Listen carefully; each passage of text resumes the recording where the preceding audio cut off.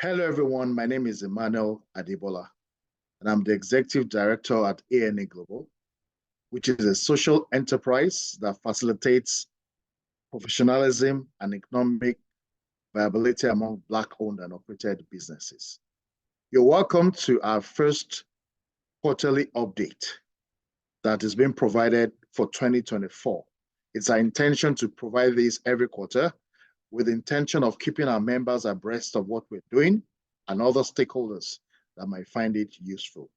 It's been a very wonderful year for us. I wonder how it's been for you.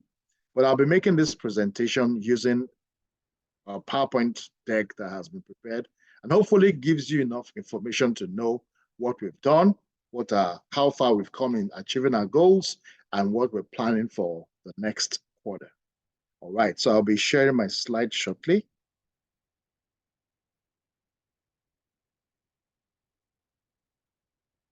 All right, just open the Zoom for the update and I'll be good to go.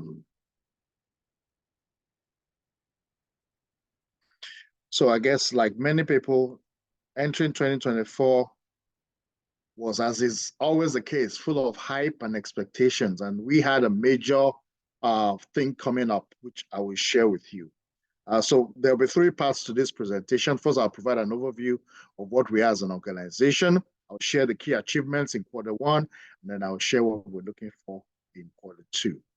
So ANA Global has not always been our name. We started out in 2023 under the name of Alliance of Nigerian Entrepreneurs. And at the time, our primary objective was to support immigrants who were of the Nigerian descent into Canada to provide some form of networking and opportunities to connect, opportunities to have access to training, mentorship, if you will, and to help harness their capabilities as entrepreneurs. We did that for a better part of last year, when after we registered formally in the month of June, and for the 6 months of the year, we did exactly that through different events. On Remembrance Day, for instance, we had an event that was well attended in the town of Milton. And then in December, we had an end-of-year gala that was themed in the Nigerian concept called Owambe. And it was beautiful. We had a wonderful time. But coming to 2024, we found some things that made us decide that we were better off focusing on entrepreneurship development as our primary objective and not just as an association. So one of the things we found, for instance, was that in Canada, only 2.1% of businesses in Canada are owned and operated by the Black community. And we found that to be really dismal comparing with the huge potential that we know exists. So we rebranded the organization with the aim of coming up with something different that was going to enable us to drive the entrepreneurship development growth that we believe is possible. And then secondly, we also found out that the challenges that we had identified amongst Nigerians were not peculiar to Nigerian immigrants, but actually common with among the Black community across Canada and even some other racialized communities. But our focus is on Nigeria, on the Black community. And that's why we changed our name, our operating name, from Alliance of Nigerian Entrepreneurs into ANE Global. And that's essentially to ensure that we could address the challenge for the bigger level. We upped our game, if you will, but we still have very wonderful memories of 2024, and that's of 2023, and would not be where we are today without that foundation. So that's pretty much what has happened. So as a necessity, we changed our vision. Rather than just focusing on Nigerians, we now look at the bigger picture, and that's why our vision is to facilitate professionalism and economic viability among Black-owned and operated businesses. That is our new vision, and our mission statement is aligned to that, whereby we're identifying, nurturing, supporting, aspiring and growth Black entrepreneurs to own and operate economically viable businesses through different platforms that we have. And so that's what our new mission is, and we're very committed to it.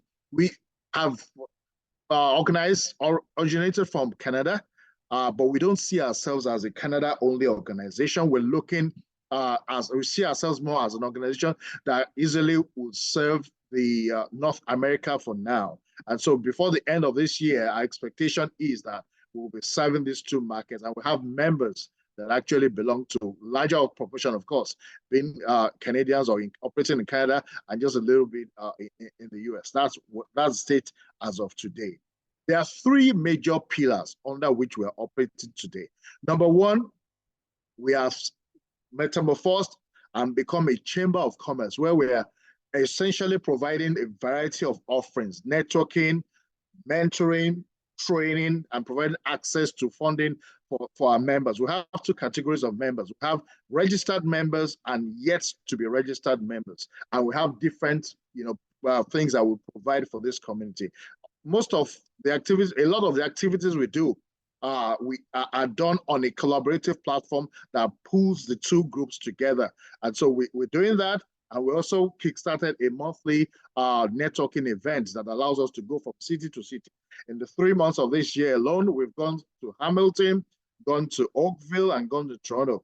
And of course, we'll be doing that every month. It gives us an opportunity to meet stakeholders within the particular city or town. The second thing we've done is that we're setting up an entrepreneurship development academy, which will allow us to be more deliberate about training our members and people interested in the public on the competencies, the skills that they need to be excellent entrepreneurs. Now, our definition of entrepreneurship is quite different from what the common firm is. So I better just clarify. I'm borrowing from Robert Kiyosaki's cash flow quadrant, where he identifies 4 areas in which we can generate income. On the left side, the first way is through being an employee, where you exchange your professional skills and you get paid salary. Underneath that, you have people who are self-employed, professionals who are very skilled and run their own businesses. The only limitation in that group is that when the owner of the organization, usually with maybe 1 or 2 staff, when the owner is sick, usually the business goes on break. When the owner goes on vacation, there's no business activity. But on the other side, we have what we call the business owner. Now, the business owner has a system in a place. The business owner is hiring people more than 2 or 3. The business owner is also ensuring that he or she pays the relevant taxes. And so that's why our definition of an entrepreneur is more akin to a business owner as opposed to a self-employed person. That which is why we are more than happy to support self-employed individuals who have done well for themselves to actually grow the skill and become better even at what they do. And then the last way in which you generate income is through as an investor. But that's really not the primary objective or our primary focus, even though we recognize that this is a valid way in which you can generate income. All right. So we have those two. And then the third aspect, the third pillar under which we're operating is the youth empowerment. Our view is that we can actually work in conjunction with the youth, particularly in the tertiary institutions across Canada and potentially in the US, to actually forge a partnership that will ensure that even starting from when they're in the university or college, as the case may be, they can actually begin to develop those skills, those competencies, and even start their own businesses so that they can serve the community of the institutions where they operate in or even afterwards. So we have a new initiative that has come up, and this was launched in the month of February when we held our Black History Month, which I'll talk about in a short while. So pretty much those are the 3 prongs. I want to summarize. We have 1, we have a Chamber of Commerce that is operating. We have 2, an Economic Development Academy that we're developing. And number 3, Youth Empowerment Initiative. Those are the 3 pillars on which we're running today. So what are our key achievements for 2024 quarter 1? Number 1, we successfully transitioned from the old operating model where we were, like I mentioned, operating as Alliance of Nigerian Entrepreneurs. Now we're more, we're formerly known as ANE Global. That is our name, and that's our aspiration. Like we said, we don't only cater to Nigerians, we actually focus on the entire Black community. Secondly, we've had to change our logo. You can see the old logo on the left, and then on my right is our new logo. Very similar, but with distinct differences between the two, not just in the name, but also you see that one of them has a flag, which is the Nigerian flag, but that has been taken off to allow us absorb more people. Thirdly, we've also expanded our community, our platforms, collaborative platform, by creating another one which we call ANA Plus. Previously, we had what we call ANA Global. Now we have ANA Plus, and ANA Plus is where we have opportunity to welcome people from different other communities across the Black nation. So, for instance, we have membership now. In addition to Nigerians in that place, we have people from Ghana, we have from Comoros Islands, we have from Jamaica, we have from Trinidad and Tobago, Senegal, Zambia, rather, and the list is going on. So it's wonderful to have these people join us on the program. Also, we hosted our first Entrepreneurs Summit in the month of January, and it was very well attended. We had facilitators from across Canada and also in the US, and we had participation from different cities across Canada, from north to south, east and west, and also from the US. We had people participate in that, so that was very wonderful. We've also come up with we had to change our domain name. So our official domain name is www.anaglobal.org, and is well updated with information that I'm sure will even address whatever some concerns you might have that may not be addressed in this particular briefing.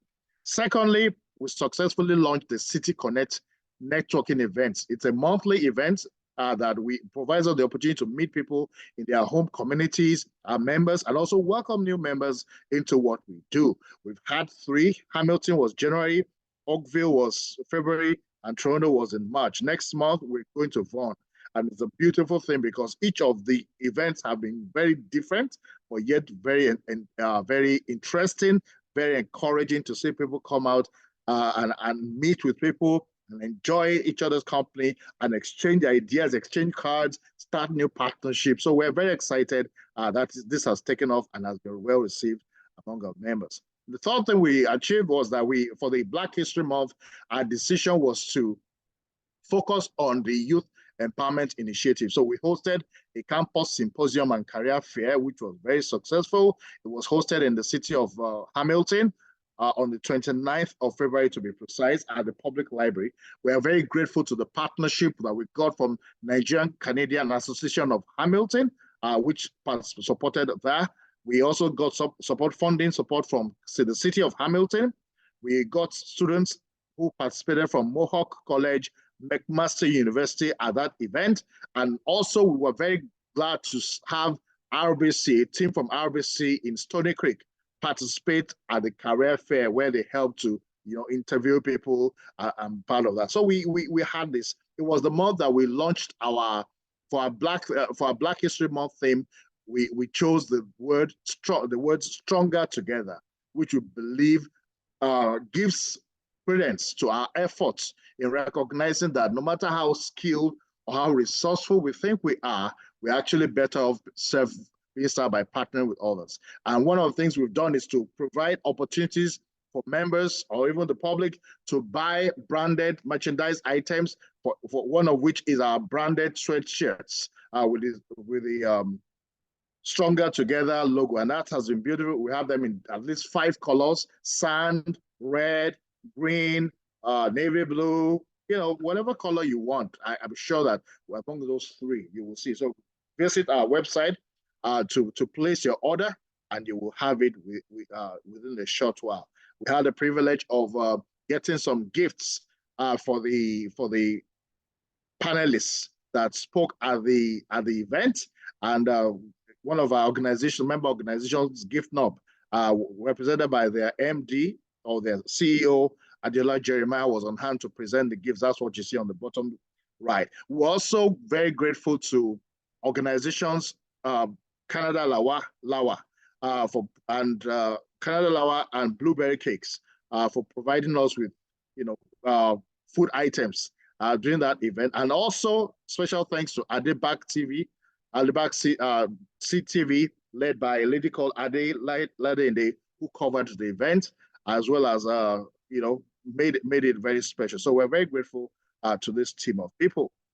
Next thing we did was that we had wanted to present the award, which was our first award, certificate of recognition, at the campus symposium, but the recipient was unavoidably absent, and that's none other than the Honorable Minister for Economic Development in Southern Ontario, Philomena Tassi. She was unavoidably absent. She was in Ottawa, and she was kind enough to do a recording that was shared on that day. But following that, we went over to her office and we presented her with a certificate, as you can see in the image. With me in company that day was myself. We had a operations director Chuma Okereke was also on that trip, as well as Odun Ola Bola Adeshokwe, who's since taken on the role of our youth empowerment program coordinator. So we had those people participate. Just above a few days earlier, or a few weeks earlier, I had the privilege of meeting Philomena Tassi for the first time at the John C. Holland Award that held in Hamilton. And with me, I was in company of the president of the Nigerian Canadian Association of Hamilton, Wale Williams, at that meeting where we met with the minister. All right. Next, the key achievement was that we launched our lifestyle magazine called The Entrepreneur. I believe is that there's no better group or person to tell our stories than ourselves. And so we're being very deliberate about sharing entrepreneur stories, remarkable stories of individuals. So we've had the first launch, the first edition launched in February with the Black History Month, and the second edition is just about to launch in April and will feature a lady called Joanne, who's the CEO of Rubicon Event Management. And the magazine has taken off on a very good note. We happy to say that we have copies of the magazines at different select places across different stakeholders across Canada, and the feedback has always been very positive. This magazines are actually available for sale at the retail price of $30, and we also welcome people to advertise, even within our members or beyond, as part of it. So we're very happy that that is progressing very well. Next thing we did was to launch several online programs. We actually went on a massive crusade just to provide information to help. So we launched we initially called it the Entrepreneur's Journey, which was a podcast, weekly podcast, but that has since changed to SEED. And SEED means Strategies for Empowering Entrepreneurs, Entrepreneurial Seeds. That's a monthly podcast that comes out. Is available on YouTube, on our YouTube channel, which is ANA Global. It's also available on our Instagram channels, and occasionally we also put it on our LinkedIn channel, so where you could get in different places. We also, had a number. We changed some strategy to host themed Instagram live sessions. So for instance, like all through the month of February, we were recognizing the people we refer to as our Black Brown entrepreneurs. And then specifically for the International Women's Day of March, we hosted an international group of people. Two of them were Nigerians or Blacks, and the other two, one from Hong Kong, one from Pakistan. And the ladies had a wonderful time. All of these videos are actually available on our Instagram live, so you're more than welcome to watch them. We also had the privilege of hosting, in collaboration with Face Coalition, we hosted a webinar where we shared different ways in which people can unlock the vibrant opportunity treasure, where there are lots of grants. And we expect that people would take advantage of this. We advertised it, we hosted a public event for that. Admission was free, and it was so the material remains available. Now, one of the things we've also had to do is to work on ensuring that we have the right corporate governance structure to enable us to run professionally and efficiently. We held our first board meeting in the month of February. We've appointed our board of trustees. So it will be headed by the chairman of the board of trustees is Francis Zedekwa, and he's ably supported by Nkiru Omorotionwan as the vice chair, as well as Philip Otutu, who's a member of the board. So those three constitute our board of trustees as of today. We also have, in addition to that, people who are providing advisory to us. Specifically, we have a lady called Dr. Nena Oboma. She's on our board of advisory, as well as Tina Ogumbi, also on our board of advisory, and a few others. But those are the official ones. And then on the executive level, I'm the executive director. I am supported also by other people like Babatunde Ita, who's our financial director, as well as Chukuma Okereke, who operates as our operations director. All right. Moving on, we have a team of people working, in close coordination as coordinators who, provide, depending on what it is we're trying to do, they provide the necessary support and coordinate different activities. They include Joanne Young for event coordination, working closely with Julia Bebe, also in event planning and coordination and booking. We have Odoala Bala Adeshokwe, who's Youth Empowerment Program Coordinator. We have Priscilla Yari, who is in charge of communications and stakeholder engagement. Tolu Onosanya has been doing a great job in terms of anchoring our events and will continue to do that. We have Mosun Afolabi, who's coordinating our City Connect administration and did an excellent job in the one we just held at Toronto. We have Tola Kende, who's also supporting in the City Connect, but has a lot of skills, particularly in technology and in the area of AI. He's going to be one of our facilitators or panelists at an upcoming event that I'll be talking about later. We have Abi Bioye, who's a membership coordinator, and we also have Grace Ubeda, who is working in the CSR and Alliance Management. So those are the people that we have working in different levels, and we're also grateful for these people. One more person is Kemi Okwegbuna, who has done a yeoman's job in terms of providing support, particularly as a volunteer, and she's also supporting us on an initiative we're doing in the region of Halton, where we're partnering with other groups to actually set up and a group for advocacy and ensuring corporate governance, and Kemi has been very instrumental in supporting that along with others. All right, so as we continue, we've been privileged to develop and forge partnerships with different organizations, and those the ones we have today as listed, but we're working on getting even a lot more because we believe very strongly in partnership. For us, stronger together is not just a mantra, it's something we believe in, and as we continue to work with this group of people, we expect that things will only get better. Now, as we move into Q2, what are our priorities? Our priorities are very simple. We're going to be, our expectation is to set up our first cohort for the Entrepreneurship Development Program. That's a key priority for us. And then we also are going to be hosting an event, a very special in-person event called Meet the Expert. But it's actually not just physical, it's a hybrid event. And to be honest, this is going to be our biggest high-profile event ever.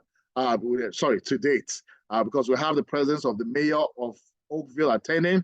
We have the head of the director for EDGE at Sheridan College will be there, Rennie DeVoe. We have the business consultant, Lisa Kemba.